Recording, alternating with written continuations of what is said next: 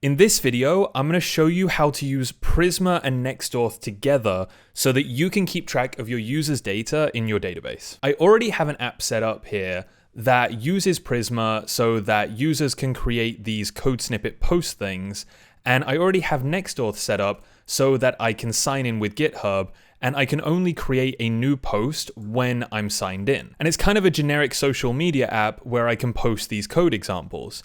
And right now, my database only has one table, my Prisma schema only has one model, and that is the post, and it has the code snippet that I'm actually posting to the server. And what I really need to do is have another model here for the users so that I can keep track of the users' details, like their email address, their avatar image, their name. I can let them change those details over time, and I can associate a user with a post so that if I go to scroll through these posts, I can see user details attached to them. And if you're logged in, maybe you could see every post that you've created. So I need to store the user's details in a database when they log in, and then every time they create a new post, I need to associate that user with their entry in the database. So to do this using Prisma is very easy. I'm going to go over to the next-auth docs right now because they have a whole section on the database adapters, and that's right here. So if I'm using Prisma, I can just click on the Prisma section, and the thing that I need here is the next-auth Prisma adapter. So I'm going to add this to my project, yarn add Prisma adapter. And then we need to add some code to the next-auth file. So the first thing we need to do is import that Prisma adapter into my next-auth file, which is in pages API auth next-auth. Cool. Okay, so I'm going to import that in here. I also need to import the Prisma client. So I did this in a separate video, and I'll link to that in the description.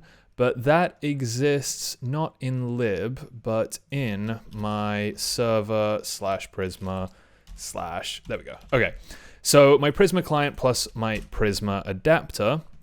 And then we're just going to add an adapter here.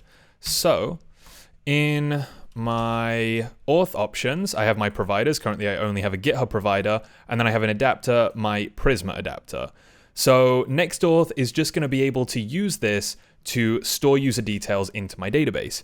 But since this is a relational database, I need to update my schema so that it can keep track of the users from next-auth. So for all of this to work, I need to copy over these models. So we're going to have an account model, a session model, and a user model.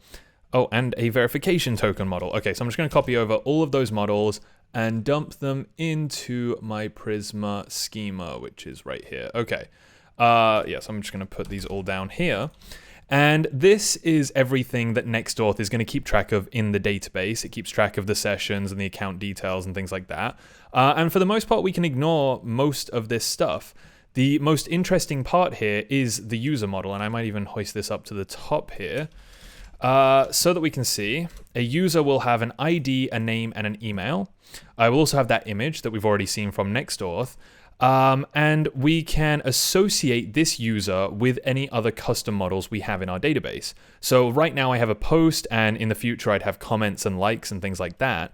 But right now I want to associate a user with a post. So I would have a user ID, which will be the string because the ID is going to be a string here. And let's see what else. There we go. I can have that relation there, and then I can have a relation here, posts, there we go. Okay, so in Prisma, a user is going to have many posts. A post is going to be created by a single user. And now this should be enough if I migrate my database, that every single time I create a post, it is going to require that I have a user. And every single time I sign up to my application with next-auth, it should create a user in the database. So right now I need to run the schema. I'm also going to save this file so I don't forget. So I'm going to run the Prisma migrate reset to reset the migration, reset all the data out of the database, since my posts will no longer work unless they have a user. Then I'm going to run yarn migrate dev to create a new migration here with the name add users. Then I'm going to run Prisma generate to generate the new files for the new models that I have. Okay, so my schema is updated. I'm also going to open up Prisma Studio so that I can see what's going on in the database. And I'm going to check the docs just to make sure. Yeah, migrated. I think that's everything. I'm going to try it out and hopefully we don't get any errors. I've already got an error. Did I not get that from the right place? Let's see. Okay, so my server, it's server/db/client, not Prisma. Server/db/client. Okay, so now I can find it. Cool. And I have no posts anymore because I nuked my database with the Prisma reset. So if I log in and the user doesn't exist in the database, it should create a new user in my database and we should be able to see that there. So I'm going to try signing in with GitHub and it failed because...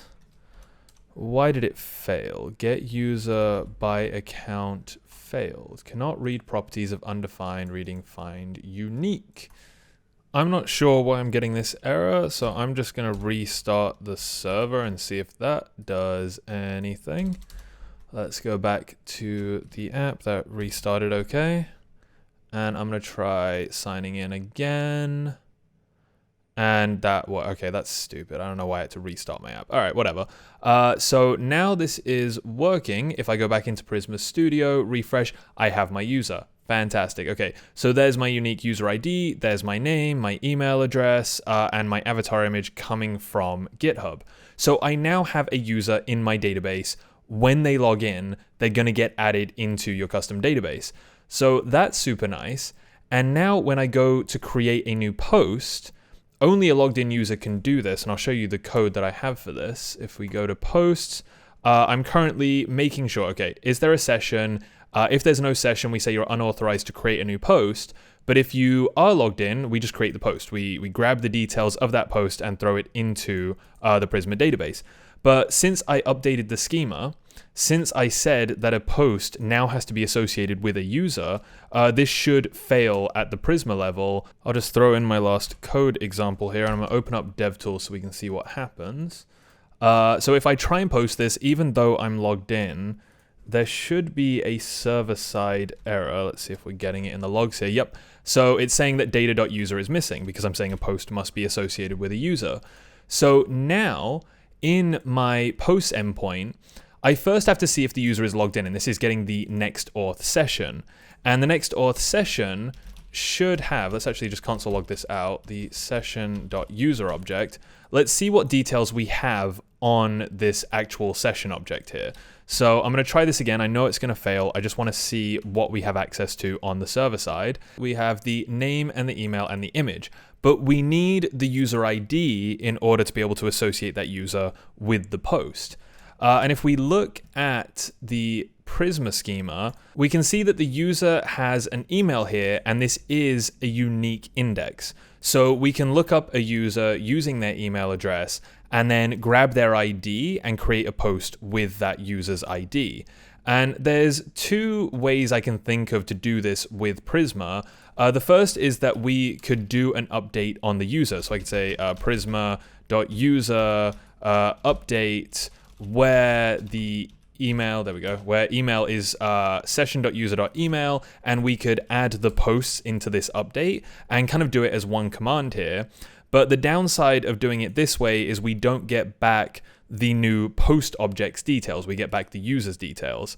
And since this is a post request to create a new post object, I generally prefer to not do it this way. I want to do a create command to create a new post object.